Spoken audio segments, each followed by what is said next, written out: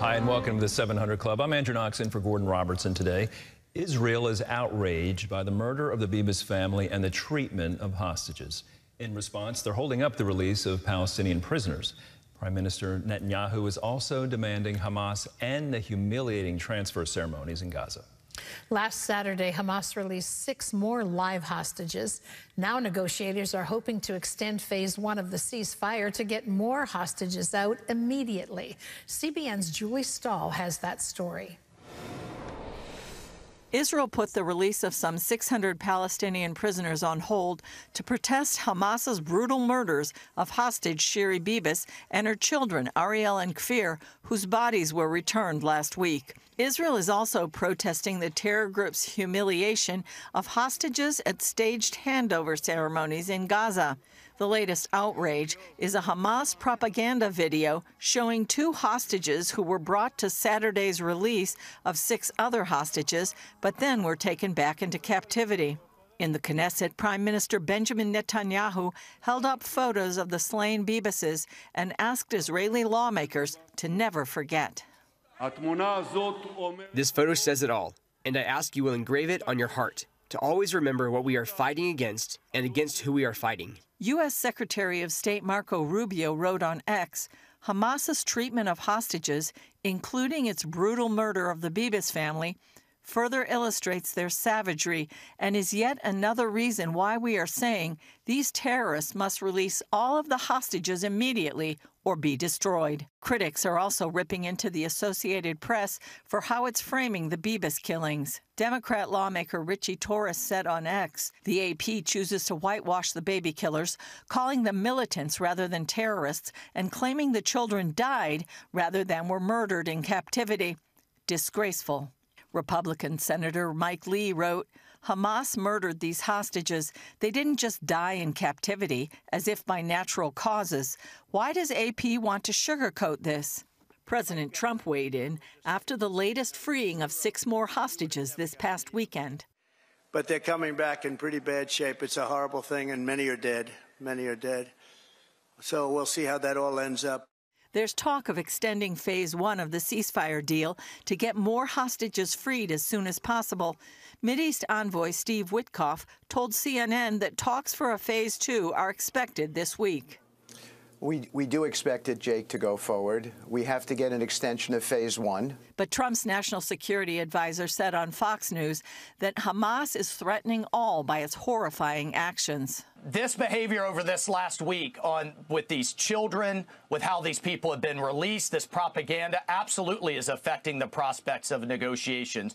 Meanwhile, after thwarting last week's terror plot to blow up at least 15 Israeli buses, the IDF is ramping up efforts to destroy the growing terror threat from Judea and Samaria, the so-called West Bank.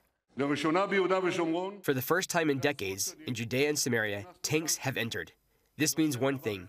We fight terrorism by all means and everywhere. On another front, Israeli military jets flew over the funeral of former Hezbollah leader Hassan Nasrallah in Beirut. The same day, the IDF also released video of the massive Israeli airstrike that killed Nasrallah back in September. Julie Stahl, CBN News, Jerusalem.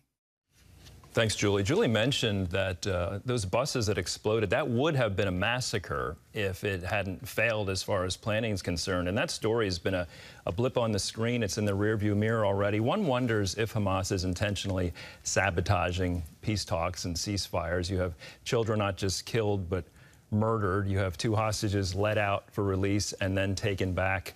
Now we have Israeli tanks in the West Bank for the first time in 20 years as things continue to escalate. Thank you, Julie, for your reporting. In other news, on the 3rd anniversary of the Russian invasion, European leaders are urging President Trump not to abandon Ukraine. Ephraim Graham has that story and more from the CBN newsroom. Ephraim? Andrew, French President Emmanuel Macron is at the White House today to discuss a security plan with President Donald Trump. UK Prime Minister Keir Starmer will visit later in the week. This comes as Russia launched a ferocious strike on Ukraine's capital. Dale Hurt has the story. Russia marked the 3rd anniversary of its war with Ukraine by launching its biggest ever drone strike on Kyiv over the weekend. Ukrainian President Zelensky has also been under heavy fire from the White House, with President Trump calling him a dictator and blaming him for Russia's invasion. Zelensky told reporters he would step down if it stopped the fighting. You're under pressure from Moscow to step aside and Washington to hold elections. Would you be willing to give up the presidency if it meant peace for Ukraine? Zelensky said he would, and that he'd also give up the presidency if it meant Ukraine could join NATO. Democratic Senator Jack Reed condemned what he calls President Trump's alignment with Russia. This is just someone who admires Putin, does not believe in the struggle of the Ukrainians, and is committed to cozying up to an autocrat. Defense Secretary Pete Hegseth defended President Trump's stance. The reality is the president is focused on one thing and one thing only, and that's stopping the killing and the destruction across Ukraine and ensuring an enduring peace. So standing here and saying, you're good, you're bad, you're a dictator, you're not a dictator, you invaded, you didn't, it's not useful, it's not productive. Meanwhile, a dozen leaders from Europe and Canada are visiting Ukraine's capital on the war's anniversary to show their support to Zelensky. Here at home, the White House is continuing to take the axe to the federal government, this time at the Pentagon. Dismissing the chairman of the Joint Chiefs of Staff, Air Force General C.Q. Brown, Jr., Trump also fired the Navy's top officer, Admiral Lisa Franchetti, and 6 3- and 4-star generals. Trump wants to replace Brown with Air Force Lieutenant General Dan Raisin Kane. Hegseth defended the move. The president deserves to pick his key national security and military advisory team. There are lots of presidents who've made changes, from FDR to Eisenhower to H.W. Bush to Barack Obama, who fired or dismissed hundreds of militaries during his term. The British and French leaders will visit the White House to pitch a peace plan for Ukraine that would call for 300,000 peacekeepers, with U.S. troops as a backstop. Trump has opposed any U.S. military involvement. Dale Hurd, CBN News. I want to update you now on Pope Francis' medical condition. Over the weekend, Vatican officials described his status as, quote, critical. It came with news one of his kidneys is in the early stages of failure. Francis is also suffering from double pneumonia.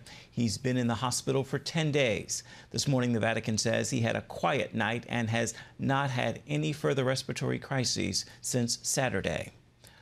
A bombshell report described the abortion provider Planned Parenthood as in crisis. A New York Times article cites botched abortions, failed procedures, and undertrained staff as the clinics struggle financially.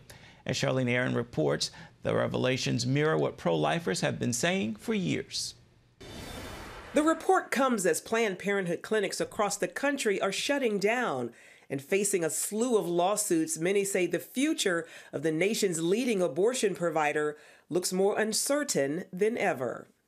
The New York Times article highlights a number of complaints against Planned Parenthood, including the story of a woman who filed a malpractice suit after her experience at a clinic in Albany, New York. After undergoing a procedure for an abortion, she left, but later returned after experiencing severe pain. The clinic told her nothing was wrong and sent her back home. 12 weeks later, she delivered a baby that was alive, but later died. Such stories come as no surprise to those in the pro-life movement. This is how Planned Parenthood has run many of its businesses for years. And for those of us who are deep in the pro-life movement, we've seen this. Many point to financial corruption as well. In 2022, Planned Parenthood received $498 million in donations, but according to the Times, little of it goes towards health care. For years, pro-lifers have called for an end to taxpayer funding of the organization. The Southern Baptist Convention's Ethics and Religious Liberty Commission is renewing that push, urging Congress to defund the group under the new Trump administration. The American people should not be forced to subsidize an organization that profits from the deaths of innocent lives, reads a letter on the group's website. Katie Glenn Daniels of Susan B. Anthony Pro-Life America agrees. They've shown that they are not good stewards of our money. And there are millions of pro-life Americans and even millions of pro-choice Americans who say, I don't want my taxpayer money going to pay for abortions. The report also listed high turnover at Planned Parenthood clinics, lack of proper training for staff, and clinics in desperate need of upgrades and repairs. With a number of clinics closing, lawsuits piling up, and several states cutting Medicaid funding, some say Planned Parenthood may be losing its grip on the abortion industry. The writing should be on the wall. They receive $700 million in taxpayer funds. Planned Parenthood shouldn't be receiving a single dime in taxpayer funds. They are a corrupt abortion chain that should be shut down instead. Charlene Aaron, CBN News. Residents of Virginia Beach are mourning the loss of two police officers. Christopher Reese and Cameron Gervin were shot and killed Friday night. The police chief said they pulled over a vehicle for expired license plates when the driver got out of the car, fought with the officers, and then shot them both. As they lay on the ground defenseless, the driver shot them again. Virginia Beach's Mayor Bobby Dyer said the city is heartbroken at the loss. Their dedication to protecting our community will never be forgotten. No words can ease the pain and loss.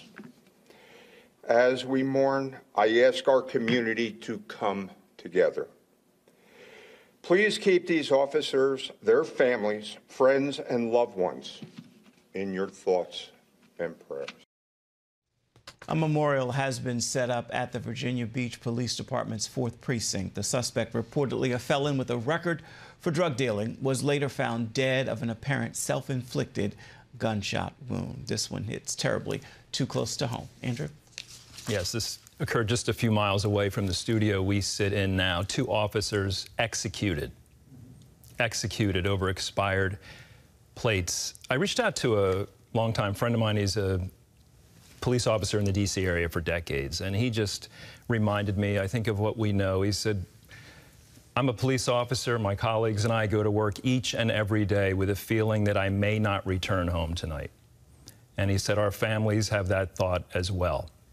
Yet we go anyway. And when this type of event happens, he says, it affects all of us, our families included. And he mentioned Romans 5:7, that those people lay down their life for good men and bad men, but they are willing to sacrifice. And Ephraim alluded to this community coming together. The mayor said that this community has come together. I urge you and ask you to pray for the families of those police officers in Virginia and nationwide after these executions, is what they were.